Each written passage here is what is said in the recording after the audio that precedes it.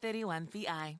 You're listening to Pacific Mornings on 531 PI. 10 minutes past 8 o'clock for Thursday, the 14th of August. Welcome in if you are just joining us. Each week we're joined by a Pacific MP, and inevitably that's from the Labour Party because the coalition has no one. And this week we're joined by Labour's Deputy Leader Carmel Sepuloni, who we're always delighted to have on the show. Welcome back. Thanks for your time. Good on, Will, and welcome back to you. Thank you. It's good to be back, I tell you that. Hey, look, let's start with some NCEA figures that are out. Only 54.6% of Pacific Year 11 students passed NCEA Level 1 last year. Some might argue, oh, that's a glass half full. You know, it's over half, but still not great. What do you make of it? I think I'd need to see what those results are compared to the year before and the year before that. But what we do know is that still, sadly, Pasifika young people are falling behind in terms of the NCEA pass rates, and we need to be investing in what works in the education sector to ensure that our kids are leaving school with the highest level of qualification that is going to equip them to be able to go on and choose the career pathway that they want. And I suppose, you know, kind of, what would you do differently to lift Pacific student achievement? I mean, this is long, you know, this has been going on for years. Yeah, it has. I think there's a range of things. There's no simple answer. And Sure. The problem is that all too often politicians try and make out that it's really simplistic. You know, if I look at the education system, then certainly it is investing in our teachers and making sure that they get access to the professional development that they need so that they can be the best teachers possible in front of our kids. But we also have to take into consideration the external factors and how much they have an impact on our young people.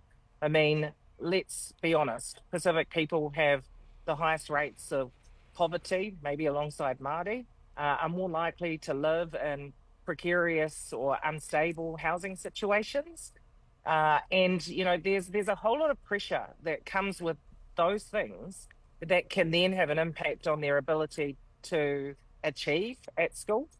This is why things like our Food in Schools program, things like free public transport for children and half-price public transport for young people was so important, because it addresses some of the external challenges that actually have an impact on our kids' ability to be able to get on and learn. Yeah, certainly. Speaking of the situation, I mean, there's latest round of strike action that's going to be taken by teachers next Wednesday over a 1% pay offer, which is insane. What do you make of that? Well, it is insane. You know, not only have our teachers been hit hard by the cancellation, effectively, of pay equity, and that has a massive impact on their future earnings, but then they're presented with an initial offer that is highly offensive of 1%. Now, that 1% is not even equivalent to the levels of inflation that we've been experiencing. So, effectively, a pay cut in many ways, because their salaries will not be keeping up with the increasing costs that they're experiencing. So I feel for our teachers, and you can understand why they are contemplating strike action. And keeping in mind too, Will, this is off the back of strike action from our nurses, who not only are struggling with the pay, but it's the working conditions where they're increasingly understaffed and under pressure and put in dangerous positions as health workers.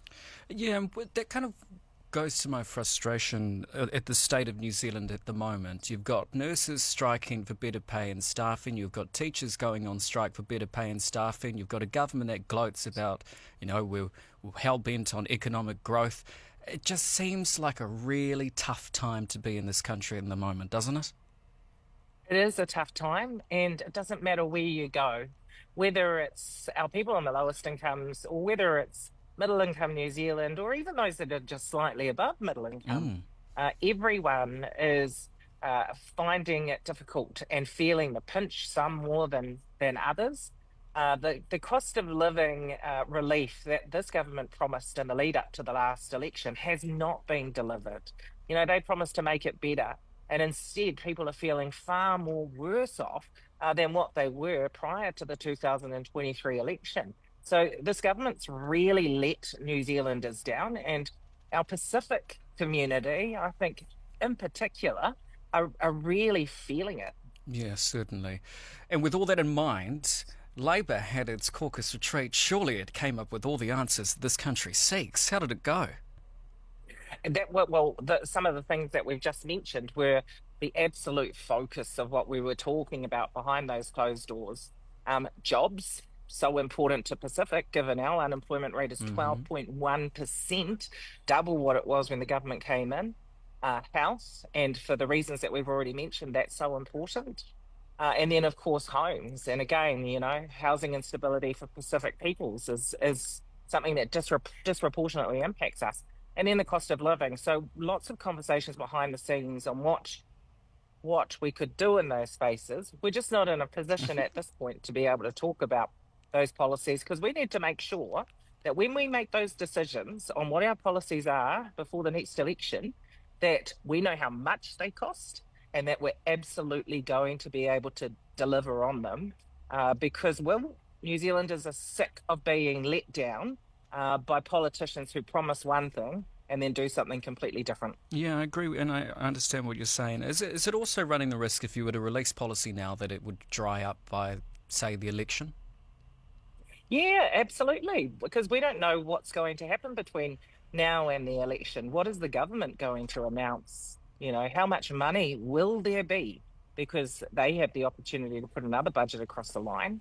What are they planning in particular spaces? Because what if we announce something, say, in the education space, and then they go and do it? Well, that makes it redundant and is a bit embarrassing for us.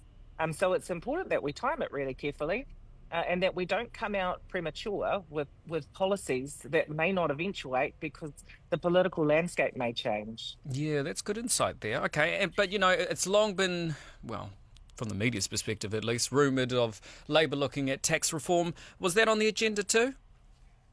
Oh, I can't say what everything was that was on the agenda. I can certainly say jobs, homes, health were on the agenda, because I think the whole of New Zealand knows that along with the cost of living is what we're talking about.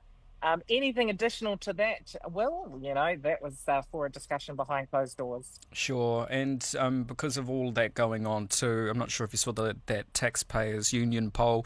I'm feeling glass half full today, and so I saw that Chippy was up pretty much on the same as say Luxon. You pleased with that?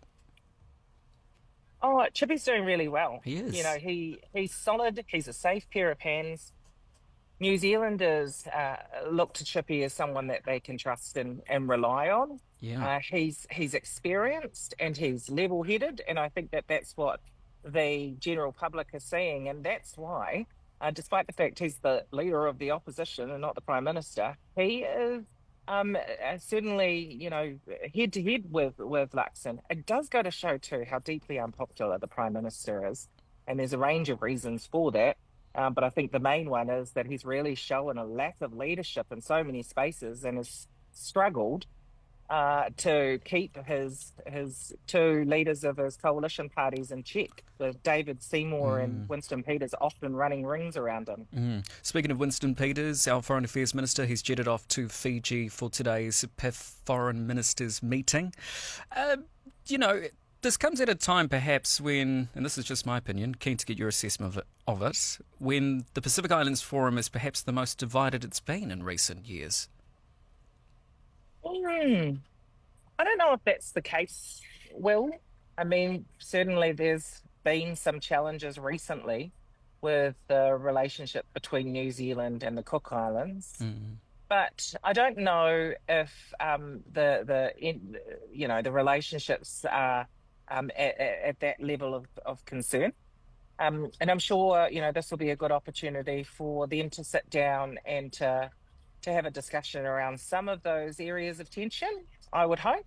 I'm certainly hoping that Winston Peters has the opportunity to have a bilateral with the Prime Minister of the Cook Islands, because we really need to get round the table and resolve the challenges that have arisen in recent months. Yeah, I couldn't agree more. Hey, look, just before we wrap it up, just want to talk about Gaza. Prime Minister Christopher Luxon labelled Benjamin Netanyahu as lost the plot. You agree with that sentiment? Oh, I mean, that's one way of putting it. I mean, the behaviour and the actions that have been taken are causing so much destruction, and the scenes are horrific. So, I think I wouldn't disagree with the Prime Minister on that statement. However, um, what we are disappointed with is that the government have been just so slow to respond. Mm-hmm. Simple things like humanitarian visas, simple things like, recognizing Palestine. They seem to overcomplicate some of the decisions that need to be made here. And you have to question why, when so many of us in the general public are calling on them to do these things, and they keep delaying and delaying and delaying. Well, it's embarrassing for us, and it's not becoming of the international reputation that we have built up over many decades for being a strong voice against global injustice. Yeah. Do you think it's because there are members on that coalition that perhaps pursue or back Israel? Well, I think those are some of the questions that have been raised. Some of the questions that have been raised have been in relation to this government's preference or stronger leanings towards one particular country over another. Those things can't dictate the decisions that we make. It has to be about our values, our principles as a country, and clearly standing up for the many people that have been impacted here, the many lost lives, the many people that are that are that are hungry and lacking access to the basics. Like that is what New Zealand needs to be standing up for. So the government is really letting us all down. Yeah, finally, why should our Pacific people even care about a war that's so far away? Why would you say so?